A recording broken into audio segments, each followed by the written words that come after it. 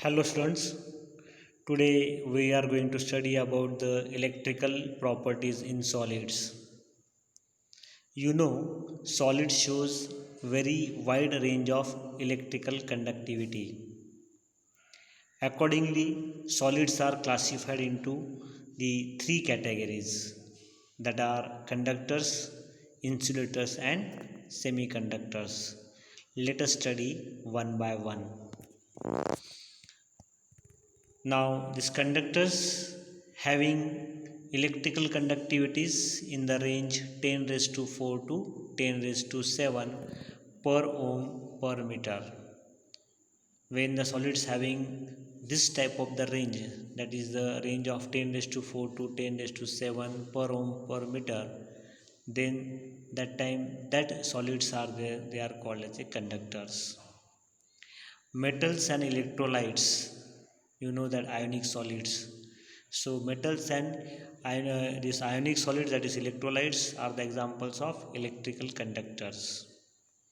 Metals conduct electricity by a movement of electrons, while electrolytes conduct electricity by a movement of ions. After studying these conductors, let us see the insulators.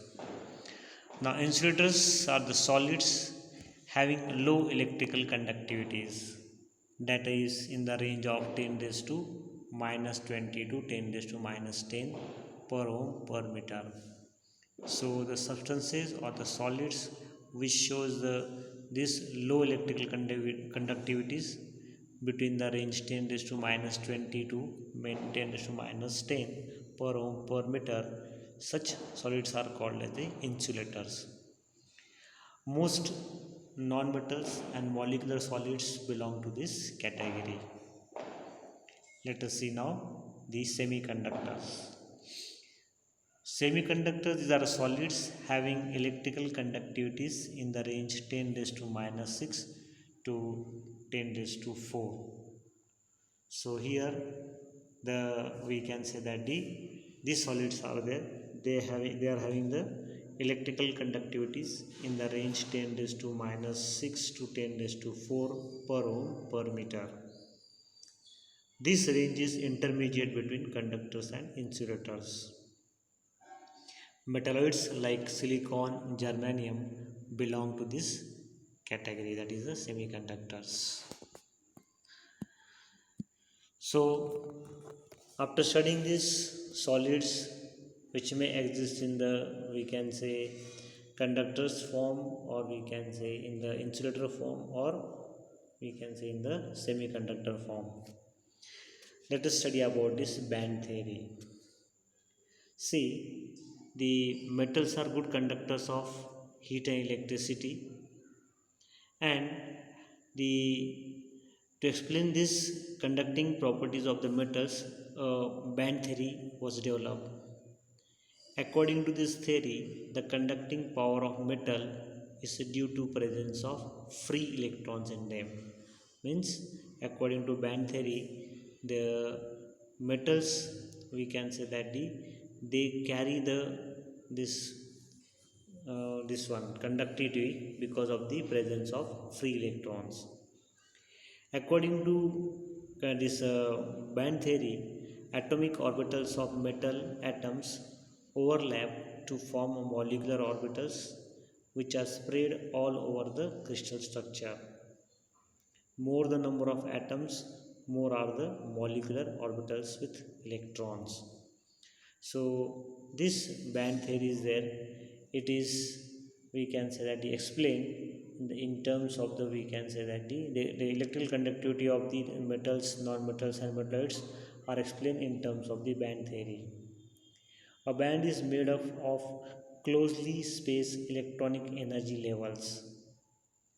Band formation can be correlated to formation of molecular orbitals by interaction of atomic orbitals. So here band form, it is, we can say it is related to the formation of molecular orbitals by interaction of atomic orbitals. Then according to the molecular orbital theory, interaction of atomic orbitals of combining atoms results in the formation of equal number of molecular orbitals which spread over the entire molecule. Similar to this interaction of energy levels of electrons in closely spaced constituent atoms in solids result in the formation of bands. So here what happened, the in the molecular orbital theory, the atomic orbitals interact and they form the equal number of the molecular orbitals one, and these orbitals we can say that they equally spread on the entire molecule. Similar to this, the interaction of energy levels of the electrons in closely spaced constituent atoms in solids result in the formation of bands. These bands are formed because of the interaction of the energy level of the electrons. And then this band theory is there.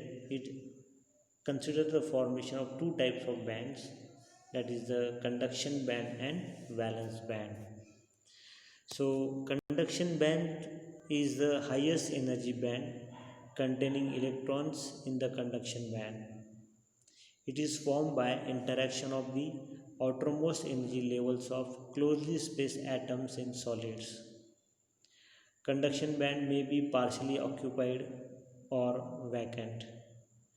Electrons in conduction band are mobile. They are not, we can say, at one place. They are always moving and delocalized over the entire solid.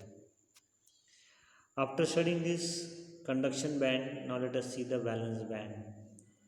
The band having lower energy than conduction band is the valence band. This valence band has a low energy than the conduction band. The electrons in the valence band are not free to move because they are tightly bound to the respective nuclei. So they say that the electrons in the valence bands are not free to move because they are tightly bonded to the respective nuclei. Now see the band gap. The energy difference between the valence band and conduction band is called band gap. Size of the band gap decides whether electron from valence band can be promoted to vacant conduction band or not when band gap is too large to promote electrons from valence bond to vacant conduction band by thermal energy. It is called forbidden zone. See again, the electrons are there. The size of the band gap decide whether electrons from valence band can be promoted to vacant conduction band, and not when the band gap is too large to promote electron from valence bond to vacant conduction band by thermal energy. It is called forbidden zone. When band gap is small, electron from higher energy level in the valence bond can be promoted to conduction band by absorption of energy such as thermal and electromagnetic. So students, here one thing we have to remember that the this property is there, electrical conductivity is there. It is because it is, we can say that the explained with the help of band theory 1, and this band theory is there. It forms the two types of the bands, that is the conduction band and valence band. In conduction band, they are the, we can say that the highest energy band containing electrons in the conduction band, and these bands are there. It is formed from the outermost energy levels of closely spaced atoms in solids. Electrons in the conduction bands are mobile and delocalized over the entire solid. In the valence bond, we can say that the band having lower energy than conduction band is called the valence band, and the electrons in valence bands are not free to move because they are tightly moved to the respective nuclei. So students, go through the video again and complete the question answers. Okay, thank you.